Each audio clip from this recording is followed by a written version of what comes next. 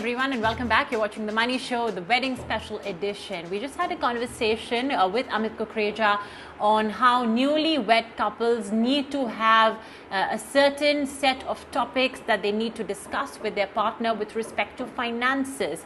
Who will spend, how much will you spend, and not just that, income levels, debt levels, assets owned, and even aspirational levels.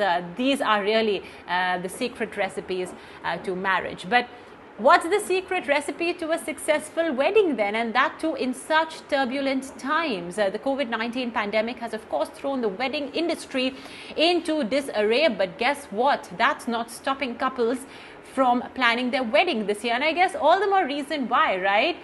Jo paise bache wo, as they say, as is a common adage in Hindi. So here's a couple who got married just about 2 days ago. They themselves are one of India's foremost wedding planners. And even though they just got married 2 days ago, they have agreed to grace the Money Show with their presence. Namha Malhotra is the founder and CEO of Castles and Coasters. And Edul Mahudvala, he's the COO of Castles and Coasters. They both join us on the show now. Namha and Edul, thank you so much to the both of you for joining us today on The Money Show, and my congratulations to the both of you on your nuptials, and I wish you all the very best for your life that's just begun. So Namha, over to you first. What were your thoughts, when you were thrusted, when this task of getting married amidst a pandemic was thrusted upon you? I mean, I know, given the fact that you're a wedding planner, you're up for any challenge, but I'm sure this one was one that you were not anticipating. That's so true. So being a wedding planner, of course, we have many more dreams, ambitions, and there's a certain part of you who always feels like, if we have made so many people's dreams come true, then why not me? We definitely understand the pandemic is much more than just one wedding, but for our even entire industry, the mere definition of a wedding was and still is the gathering of people, 10 functions, and lots of music, lots of masti and all of that. And when we had to plan our own wedding, we literally came and we were blank. We were completely blank, because how do you plan a wedding without people? And this pandemic is a threat to the gathering of people. You can't have a gathering of people in this pandemic. So it was an emotional roller coaster, literally, that we had, both of us, to sort of see, okay, if it's a wedding, then how do we do the wedding? Because we don't have our family, friends. We can't do, the 10 functions that we have to do. So now what do we do next? What are the next steps? How do we go about it? So we came against literally a dead end. And then, of course, we heard about it was always there. But even for us as wedding planners, I don't think we've ever been part of any couple's registration process when they go to court to register their wedding. So for us, registration was a new concept altogether, that, this could be your wedding. So we were just dealing with that and trying to see what fits emotionally and practically. We had to create that entire balance. Well, to be honest, even I don't know what goes on in a marriage registration process, really, Namha. Who knows? All we know is that we do that fun wedding, calling your friends and family over and perhaps dance the night away. But I guess, the positive, and I guess the only positive of all of this, Edul, was the fact that I'm sure whatever money you may have decided you want to save up for your nuptials, for your wedding, all of that has got saved.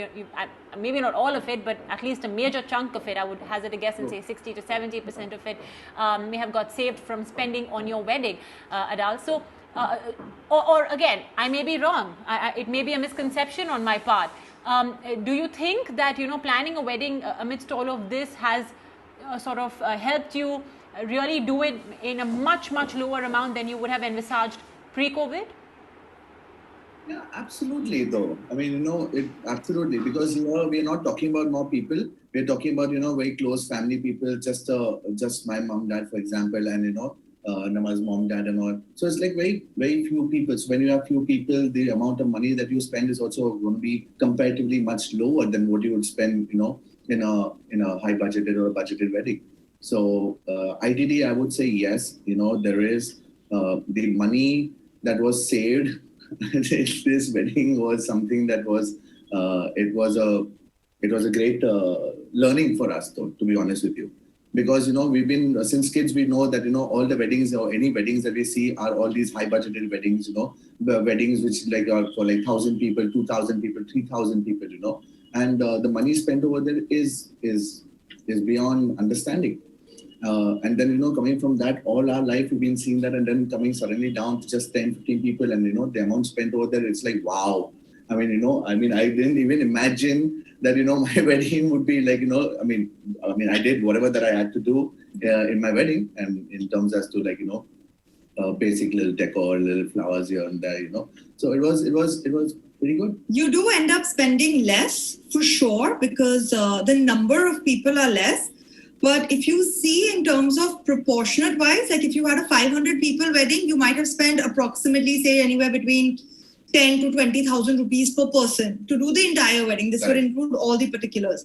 But when you do like a smaller gathering, I feel that you end up spending a little bit more, because you're trying to maybe overcompensate or try to do what you would have done. So whether it was an artist or whether it was your DJ, whether it's your giveaways, you'd want to do the best, and you kind of have that. So if you look at the hindsight, yes, you save a lot of money. But if you also look at it in perspective of how much you would have spent if you did a 500-person wedding per person versus how much you're spending now when you're doing a 50-people wedding, that's slightly higher.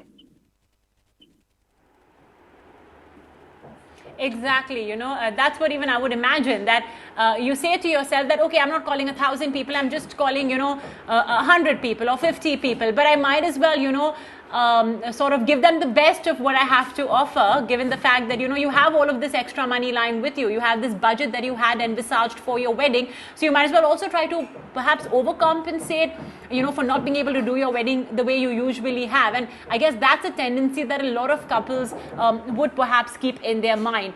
What's the toughest decision, Namha, you had to take in this entire wedding planning process? And what were the unexpected hurdles? I mean, I'm sure the entire wedding itself was quite unexpected, but still, you may have had one or two functions, etc. What was, some unexpected hurdles you had to face? So my dad actually is in Singapore, and a lot of both our families, like immediate, like your buas and your chatas, who are like the immediate uncles and aunts of the family, don't stay in the country. So there was a lot of, how to get them down. Should we get them down? What is the risk involved? What are the guidelines? Because in a lot of countries, a lot of things are still unclear. Their guidelines are still coming about. Even we in India today, we keep having different guidelines as in when, COVID information is coming about, the guidelines are also changing, and this happens daily. So for like my dad to fly down from Singapore, there's a lot of planning that was involved. And finally, we had to take the decision where we said that it's just too risky for him to come. So not having him there and still going ahead with this decision, because he very clearly told me that this pandemic might not be going anywhere anytime soon. So if today you want to postpone your wedding, you have to understand you're going to postpone the wedding for what? To achieve what? What is your end goal? And for how long are you willing to postpone it? Because all of us are going to get older, because time is not going to stop for us. And the pandemic is not going to stop unless we have the vaccines and things like that. And there's a lot of research, of course, that has to go into these things. So we can't have like a real quick fix.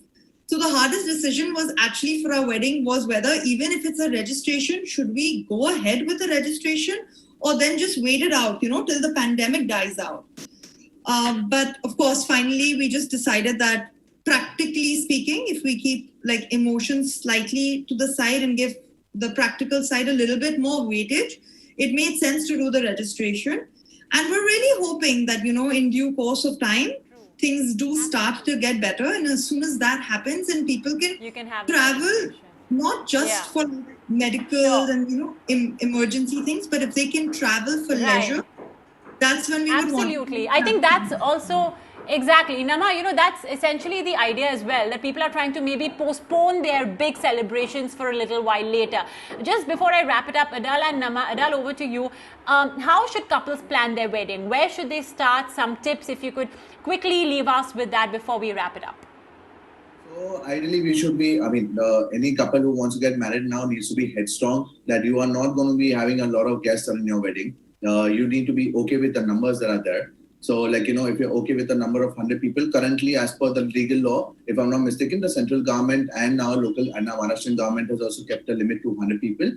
And the venue has to be double that size. So if you're okay with your 100 people, then you should be firm in your decision and taking that decision to go ahead and do your wedding. Trust me, this pandemic, as she correctly said, this pandemic ain't going to go anywhere soon. So you need to just plan it out in a way where, yes, you have to get registered. You can also do the Pandit way as well. But, if you're okay with doing this, then you should be just going ahead and doing it right now and not waste time about it. So that is one tip. And also, do also understand that, whatever that you're going to be saving right now, okay, you can do it. You can save that money, and probably when things get a little better, okay, the next year or the year after that, that's time when you can go ahead and, spend, probably have your dream wedding, or, probably do another kind of function for all your friends and your family, and, have that musty thing that, we all call. And that big fat Indian wedding is what you can do absolutely a little later. But currently, if you want to do it, I would rather suggest just go ahead and do it. I did it. We did it. And we did it, and we are really happy about it, that we actually did it. And trust me, it was fun. So I would... Just to add to that, the one thing that helped us both was we didn't look at this as the new normal. Yeah.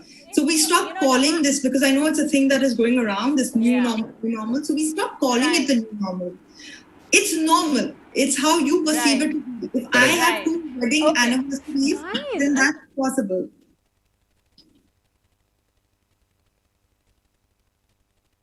All right. Well, if Namha and Edul, after planning so many lavish and luxurious weddings, can do a small wedding for themselves, so can you. It's a very simple mantra. Maybe on your first anniversary, you could do something big. But Edul and Namha, once again, my congratulations to the both of you. Wish you all the very best on this lovely new journey that you all have kick-started. With that, we'll take a very short break.